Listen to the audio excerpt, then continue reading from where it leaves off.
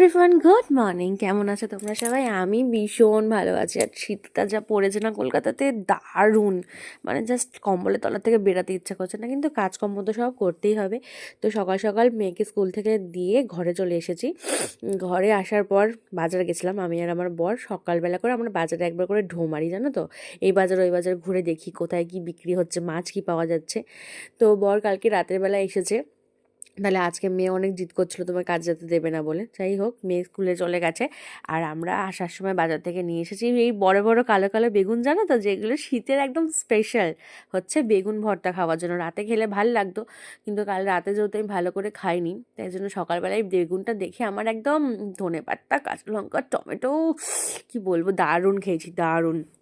বরকে বললাম খুব জোরে খিদে পেয়ে গেছে, ও তাড়াতাড়ি করে আটাটা মেখে দিল। আমি বেগুনটা একদিকে পোড়া করতে বসিয়ে দিয়েছিলাম। ব্যাস, আমার বর না ভীষণ সুন্দর আলু ভাতে মাখতে পারে, জানো তো।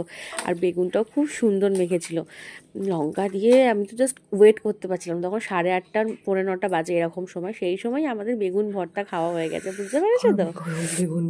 বেগুন ভর্তা দিয়ে গরম গরম রুটি বানিয়ে নিলাম। ও আটাটা মেখে দিল, ঝপঝপ করে 7টা রুটি বানিয়ে দিলাম। আমার 3টে, ওর 3টে, মেয়ের একটা।